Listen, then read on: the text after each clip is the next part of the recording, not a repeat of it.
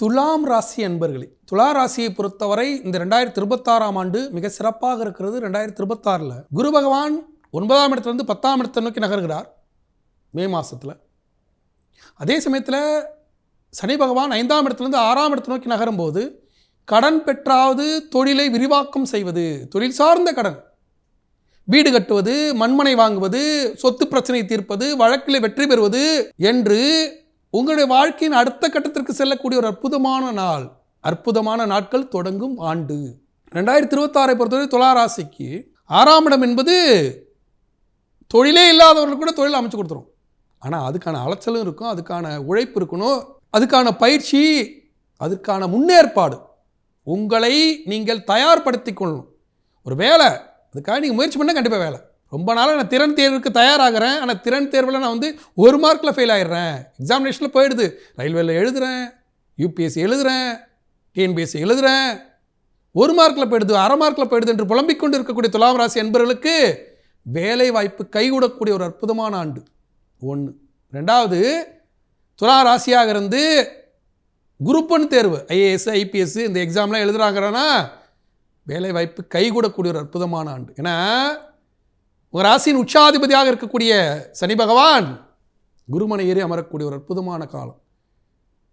வழக்குத்துறையில் இருக்கக்கூடியவர்கள், சட்டம் படிக்கக்கூடிய அன்பர்களுக்கு புதிய சட்ட வல்லுநராக அமைவதற்கும், நல்ல வக்கீல்னு பேர் வாங்குறது, அரசாங்க வக்கீல்னு வாங்குறது, சிலர் ஜட்ஜ் ஆகிடுவாங்க, மேஜிஸ்ட்ரேட் ஆகிடுவாங்க, சிலர் உச்சநீதிமன்றத்துக்கு போவாங்க, உயர்நீதிமன்றத்துக்கு உச்சநீதிமன்றத்துக்கு போவாங்க, வழக்கறிஞர்களுக்கு பொன்னான காலம். அதே போல் துலாம் ராசியில் பிறந்த இந்த ஃபினான்ஸ் கம்பெனி வச்சுருக்காங்க இல்லையா, அவங்களுக்கெல்லாம் இழந்த பணங்கள் மீண்டும் கிடைப்பதற்கான வாய்ப்புகள் உண்டு.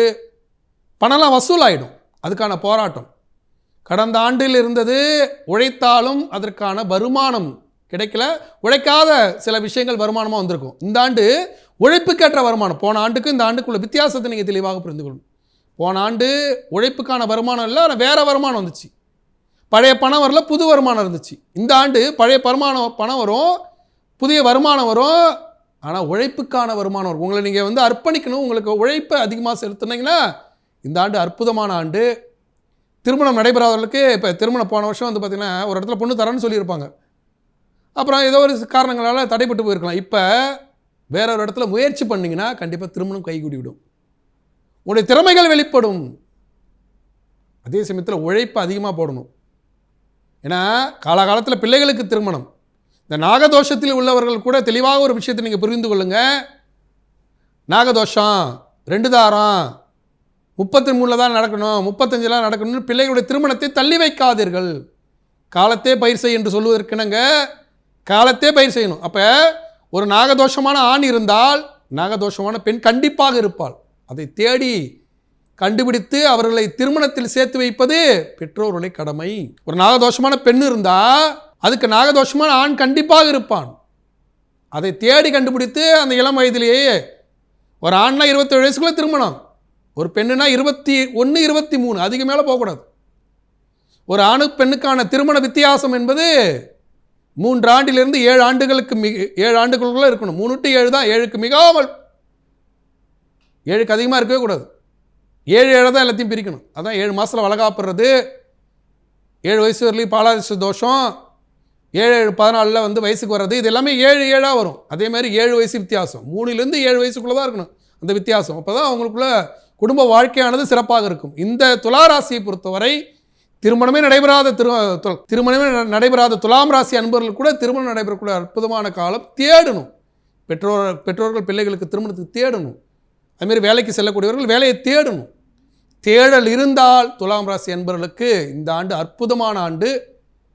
ஏன்னா இந்த ஆண்டுடைய தொடக்கத்தில் 6ஆம் இடத்துல கடங்கார சனியாக வந்தாலும் பணத்தை செலவு செய்தாவது வெளிநாட்டு பயணத்திற்கு வெற்றி கிடைக்கும், அலைச்சலுக்கான ஊதியம் கிடைக்கும், வேலைவாய்ப்பு, பெண் அமைவது, மணமகன் அமைவது, அதே போல் வீடு கட்டுவது என்று எத்தனை சுப நிகழ்ச்சிகள் இருக்கிறதோ அத்தனையும் தேடல் மூலியமாக நிறைவேறக்கூடிய ஒரு அற்புதமான ஆண்டு. அதேமாதிரி ராகுகேது பயிற்சியும் இந்த ஆண்டுடைய கடைசியில், இதுவரை 11ஆம் இடத்தில் இருந்த கேது பகவான் 10ஆம் இடத்துக்கு நகர்வார். இதுவரை 5ஆம் இடத்துல இருந்த ராகு பகவான் 4ஆம் இடத்துக்கு நகர்வார். வீடு மண்மனை யோகம் அமைவதற்கு திடீர்னு ஒரு நார்மலான வீட்டில் இருந்தேன், எனக்கு ஒரு ராஜயோகம் அடிச்சதுப்பா, டக்குன்னு ஒரு பெரிய வீடு கட்டிட்டேன்ப்பா அப்படின்னு சொல்லக்கூடிய ஒரு அற்புதமான காலம். இதில் இறை வழிபாட்டை மேற்கொள்ளும் துளாராசி என்பர்கள் கண்டிப்பாக வாய்ப்பை ஏற்படுத்தி கொண்டு சீர்காழி போய் சட்டநாதரை வழிபடும் போது இந்த ஆண்டு ஒரு அற்புதமான ஆண்டாக அமைய வாழ்த்துக்கள். விருச்சிக ராசியை பொறுத்தவரை இந்த ஆண்டு கோலாகலமாக கொண்டாடக்கூடிய ஒரு 2026 இருக்கும். ஏன்னா இதுவரை அஷ்டமத்து குருவில் இருந்த குரு பகவான் 9ஆம் இடத்துக்கு நகர்கிறார்.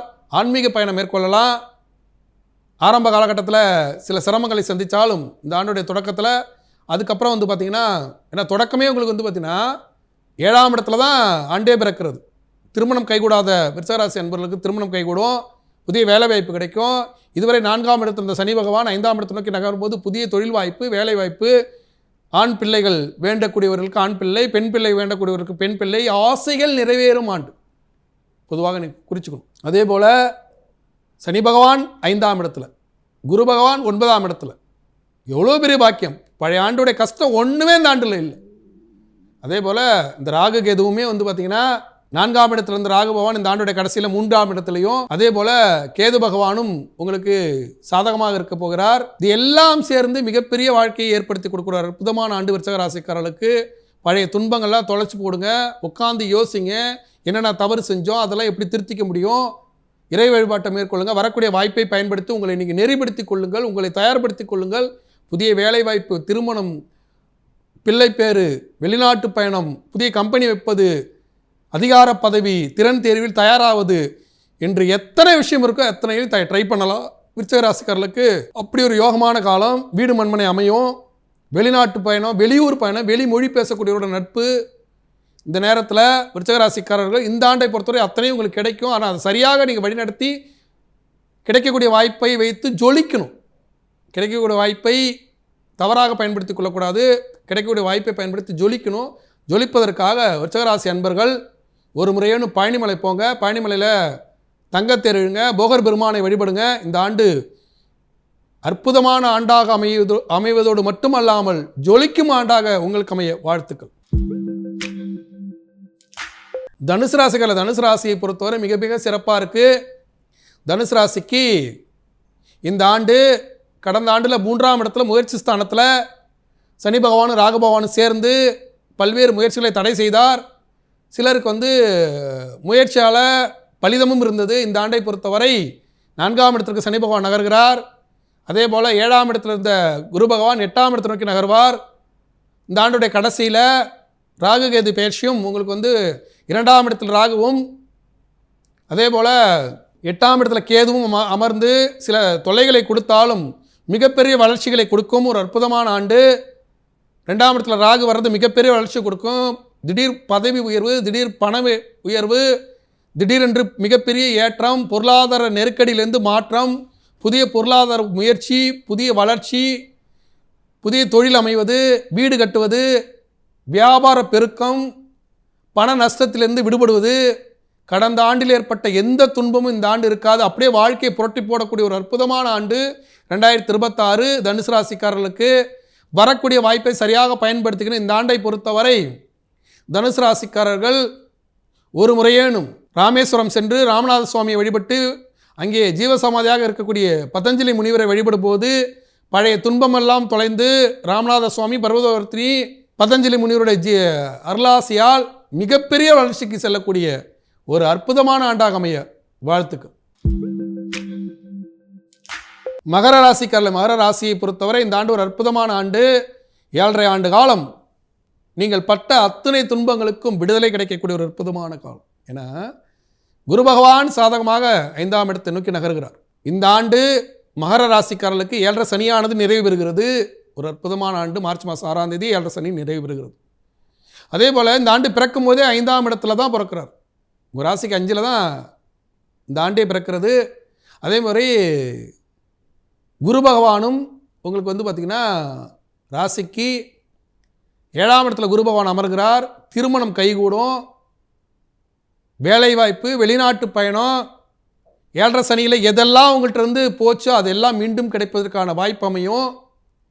சனி போல் கொடுப்பான் இல்லை, சனி போல் கெடுப்பான் இல்லை. சனி வெளியே விட்டு உங்களை விட்டு போகும்போது உங்களுக்கு தேவையான சில வேலைவாய்ப்புகளை, திருமணத்தை, தொழிலை, வீடு மண்மனையை, இடமாற்றத்தை, பதவி உயர்வை, உங்கள் வாழ்க்கைக்கு எத்தனை தேவையோ எதெல்லாம் அவர் எடுத்துட்டாரோ அதெல்லாம் விட்டுட்டு புதிய வாய்ப்புகளை கொடுத்துட்டு தான் போவார். அப்படி ஒரு அற்புதமான காலம் வரக்கூடிய மார்ச் மாதம் 6ஆம் தேதிக்குள்ளே ஒரு முறையேனும் தேனி குச்சனூர் சனீஸ்வர பகவானை போய் வழிபட்டு சுயம்பு மூர்த்தியாக இருக்கக்கூடிய சனீஸ்வர பகவான் அருளாசி கிடைக்கப்பெற்று, ஐயா 7.5 சனியில் நிறையா பிடுங்கிட்டீங்க, இப்போ எதையாவது எங்களுக்கு கொடுங்க அப்படின்னு கேட்டால் கண்டிப்பாக கொடுத்துருவார். சுயம்பு மூர்த்தி, அள்ளி கொடுக்கும் தெய்வம், சனிபால் கொடுப்பான் இல்லை, சனிபால் கெடுப்பான் இல்லை என்பதற்கிணங்க உங்களுக்கான வாய்ப்புகளை ஏற்படுத்தி கொடுக்கக்கூடிய அற்புதமான ஆண்டு. அதை சரியாக சனீஸ்வர பகவான் கேட்டு பெற்றுக்கொள்ள வேண்டும். இந்த ஆண்டில் குரு பகவான் சாதகமாக இருக்கிறார், 7ஆம் இடத்துக்கு வர போகிறாரு.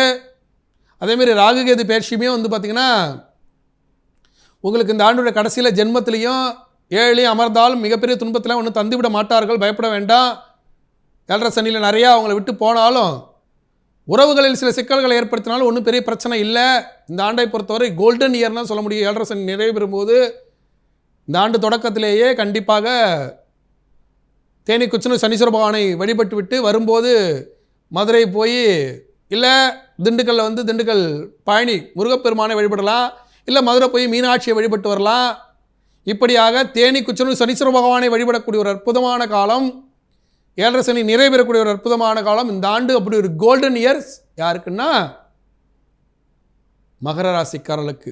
இந்த ஆண்டுடைய கடவுளாக அவர் வழிபட வேண்டியது தேனி குச்சனூர் சனீஸ்வர பகவானை வழிபட்டு 7.5 சனி நிறைவு செய்து வாழ்க்கையின் அடுத்த கட்டத்திற்கு சென்று நலமாக வளமாக வாழ வாழ்த்துக்கள். கும்பராசியை பொறுத்தவரை இந்த ஆண்டு மன நிறைவோடு ஜென்ம சனியை நிறைவு செய்யும் காலம். என சனி பகவானுடைய ஆதிக்கம் அதிகமாக உள்ள காலம் ஜென்ம சனி, அஷ்டமத்து சனி. இதுதான் அதிகமாக பிடிச்சி நெருக்கிடுவார். அப்போ ஜென்ம சனியில் நிறைய புழிஞ்சு எடுத்தார் கடந்த ஆண்டில். ஆனால் குரு பகவான் சாதகமாக இருந்து பல நன்மைகளை செய்தார். இந்த ஆண்டு குரு பகவான் 5ஆம் இடத்துலேருந்து 6ஆம் இடத்து நோக்கி நகர்ந்தாலும் கடன் பெற்றாவது நல்லா இருக்க முடியும்.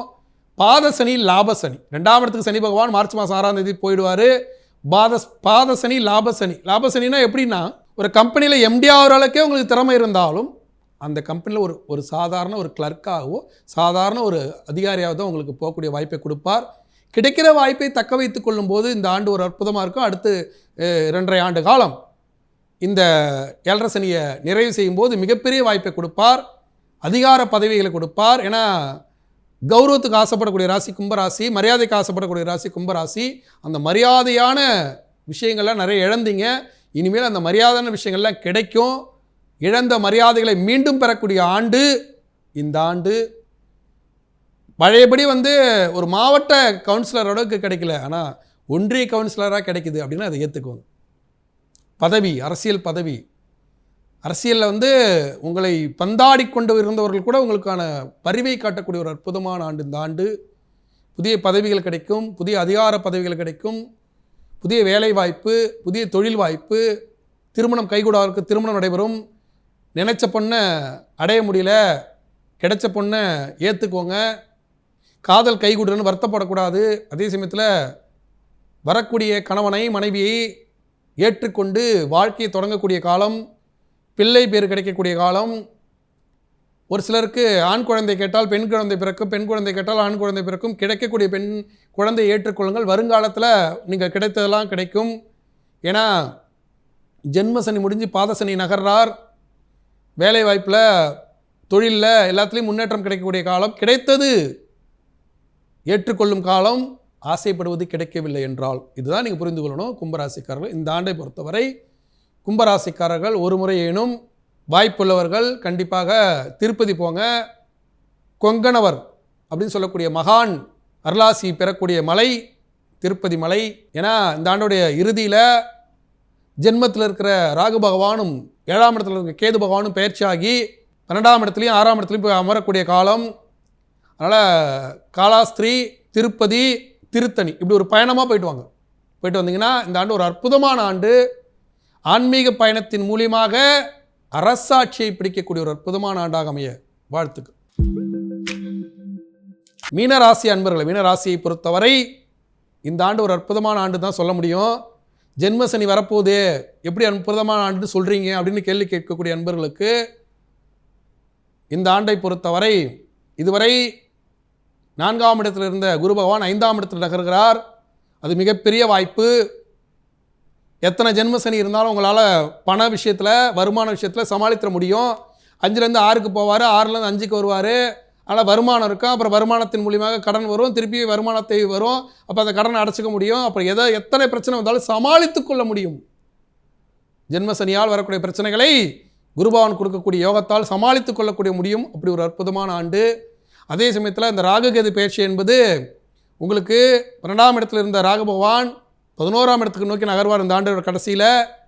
அதே போல் கேது பகவானும் உங்களுக்கு பார்த்திங்கன்னா 6ஆம் இடத்துலேருந்து 5ஆம் இடத்துக்கு நகர்வார். அதனால் பிள்ளை பேரில் சில தடைகள் ஏற்படுவதற்கு வாய்ப்புகள் உண்டு. அதே சமயத்தில் வருமானத்தில் மிகப்பெரிய ஏற்றம். குரு பகவான் சாதகமாக இருக்கிறார். இந்த ஆண்டுடைய மத்தியில் ராகு பகவான் மிகப்பெரிய யோகத்தை தருவார். தந்தை வழி பாட்டன் பாட்டியால் யோகம் பெறக்கூடிய ஒரு அற்புதமான ஆண்டு. புதிய வேலை வாய்ப்பு, புதிய படிப்பு, புதிதாக வெளிநாட்டு பயணம், வெளியூர் பயணம், கேம்பஸ் இன்டர்வியூவில் நான் பாஸ் பண்ணுறேன், நானாக ஜெயிப்பன்னு நினைக்கவே இல்லை, எனக்கு ஒரு வெற்றி வாய்ப்பை பகவான் கொடுத்தாரு, எனக்கெல்லாம் இந்த பெண்ணு கிடைக்குமா, இந்த பையன் கிடைப்பானான்னு நான் ஏங்கினேன், அதெல்லாம் கிடைச்சது.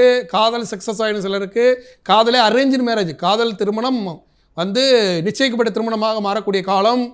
சனி தோஷத்தை போக்குவதற்காக ஜென்மசனி நடைபெறக்கூடிய காலத்தில் வரக்கூடிய மார்ச் மாதத்தில் வரக்கூடிய திருநள்ளாறு சனி பயிற்சியில் கண்டிப்பாக திருநள்ளாறு போங்க. ஜென்மசனி நடக்கும் போதும் கண்டிப்பாக திருநள்ளாறு போகணும். திருநள்ளாறு போயிட்டு நலத்தீர்த்த குளத்தில் குளிச்சுட்டு அங்கே இருக்கக்கூடிய சனீஸ்வர பகவானுக்கு டக்குன்னு போய் அர்ச்சனை செய்து விடக்கூடாது. அங்கே இருக்கக்கூடிய சிவன், அவருக்கு பேர் தர்ப ஆரணீஸ்வரன் பேர். ஏன் தர்ப ஆரணீஸ்வரன் பேருனா, தர்பை புல், நாணல் புல்லானது ஆற்றில் விளையும்.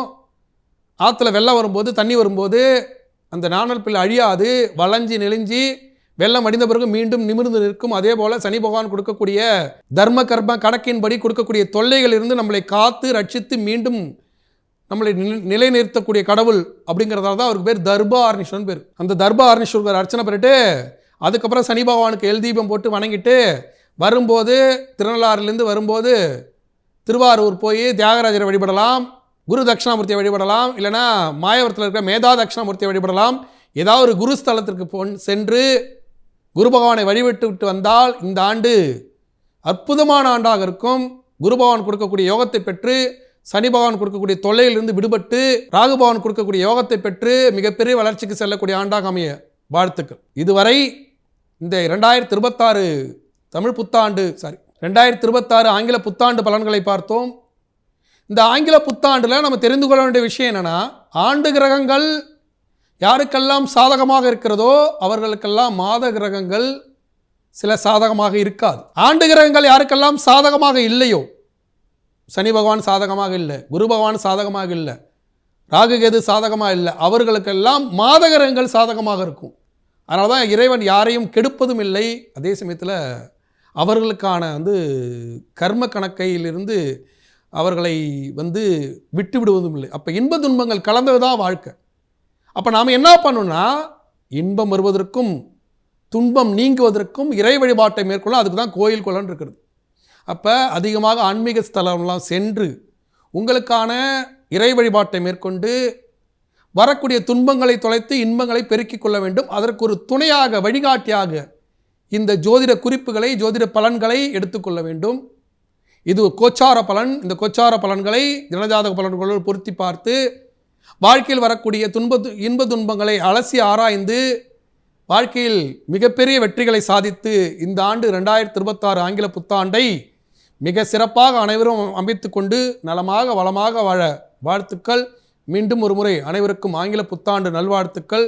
மீண்டும் இதேபோல் ஒரு பதிவில் உங்களை சந்திக்கும் வரை உங்களது விடைபெறுவது உங்கள் வாழ்வியல் ஜோதிடர் டாக்டர் சீதா சுரேஷ். நன்றி, வணக்கம்.